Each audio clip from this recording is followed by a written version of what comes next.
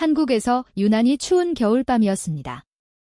22세의 싱글맘 백도연이 진통을 겪으며 구급차로 병원으로 급히 이송되었습니다. 눈보라가 눈부셨지만 늦은 시간에 병원은 으스스하게 조용했지만 분만실은 긴박감으로 가득했습니다. 도연은 임신 후반에 적절한 산전 관리를 받지 못했고 진단 결과 태아가 위험하다는 것이 밝혀졌습니다. 의사와 간호사는 분만을 위해 재빨리 준비했고 그들의 움직임은 빠르고 조율되었습니다.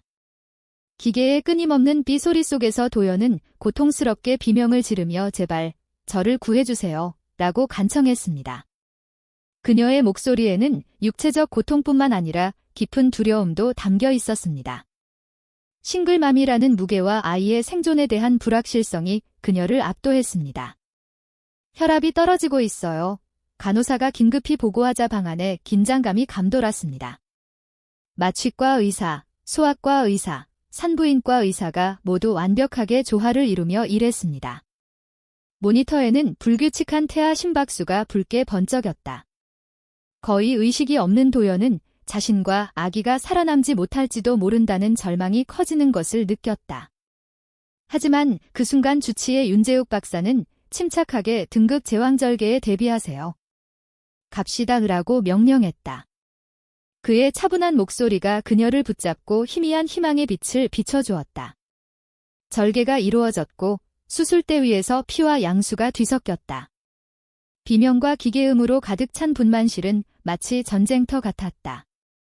의사와 간호사들은 온 힘을 다해 아기를 분만시켰지만 신생아는 놀라울 정도로 조용했다. 울음소리도 없었다. 아기의 창백하고 생명이 없는 몸을 간호사가 즉시 알아차리고 아기의 상태가 위독합니다. 라고 불안하게 소리쳤다. 무서운 현실이 닥쳤다.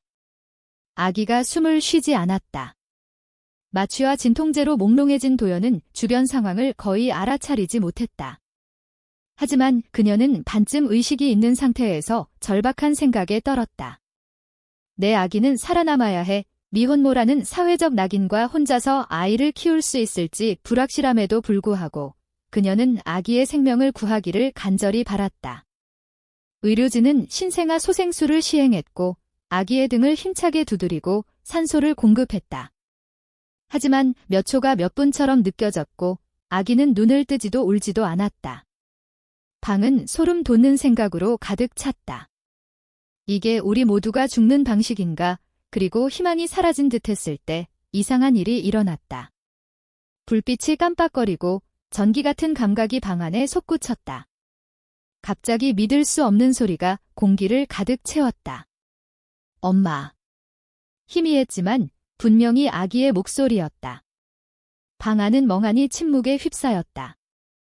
간호사들은 얼어붙은 채로 눈을 크게 뜨고 혼란스러운 시선을 교환했다. 거의 의식을 잃은 도연은 심장이 쿵쾅거리는 것을 느꼈다. 아기가 정말 말을 했을까? 마취의 안개에도 불구하고 정말라는 단어를 들었을 때의 충격이 그녀의 머릿속에 울려 퍼졌다. 그녀는 거의 말을 할 수 없이 중얼거렸다. 내 아기. 아기의 몸은 움직이지 않았지만 희미한 숨결이 돌아왔다. 방은 여전히 충격으로 가득했지만 생명의 기적은 분명했다. 의료진은 이 기적적인 사건을 이해하지 못하고 허겁지겁 움직였다. 아기가 전마라는 단어를 말했지만 아무도 그것을 설명할 수 없었다. 환각이었을까? 마취과 의사가 속삭였다. 우리 모두가 왜 같은 단어를 들었을까? 간호사들은 불확실한 표정을 교환했다.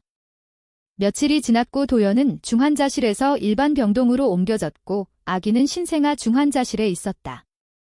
안정적인 생체 신호에도 불구하고 한 가지 걱정스러운 점이 있었다. 아기는 결코 울지 않았다. 아기는 이상하게도 침착했고 배고픔이나 기저귀 젖음에 반응하지 않았다. 신생아에게는 드문 행동이었다. 의료진은 당황했지만 아기를 면밀히 관찰하기로 했다. 도연이 침대에 누워있을 때 그녀의 생각은 그녀를 사로잡았다. 내가 정말로 그것을 들었을까? 환각이었을까? 그녀는 불신과 확신 사이에서 갈등했다. 그녀는 그 목소리가 깊은 그리움과 사랑을 담고 있다고 느꼈다. 마치 아기가 그녀에게 다가와 그녀를 위로하려고 하는 것 같았다. 그녀가 정말로 그 아기의 엄마일 수 있을까? 엄청난 사회적 압박, 재정적 어려움, 아기의 능력을 둘러싼 미스터리 속에서 아기를 키울 수 있을까? 그녀는 필요한 사랑과 보살핌을 제공할 수 있을까? 윤 박사는 어느 날 그녀를 찾아와 그녀의 상태에 대해 부드럽게 물었다. 그는 또한 그녀가 아기가 말하는 것을 기억하는지 물었다. 도연은 그것이 망상인지 확신하지 못하고 주저했지만 내가 들은 것 같아요. 진짜인지 아니면 내 마음속인지 잘 모르겠어요. 라고 인정했다. 윤 박사도 불안해 보였지만 아기의 건강이 나아지고 있다고 안심시켰지만 이례적인 침묵은 여전히 걱정스러웠다. 그는 추가 검사를 실시하겠다고 약속했다. 그날 밤 도연은 창가에 앉아 있었고 그녀의 마음은 혼란, 두려움, 그리고 그녀가 들은 목소리에 대한 이상한 위안감으로 가득 차 있었습니다. 그것이 진짜일 수 있을까요? 아기가 정말로 의사소통이 가능했을까요?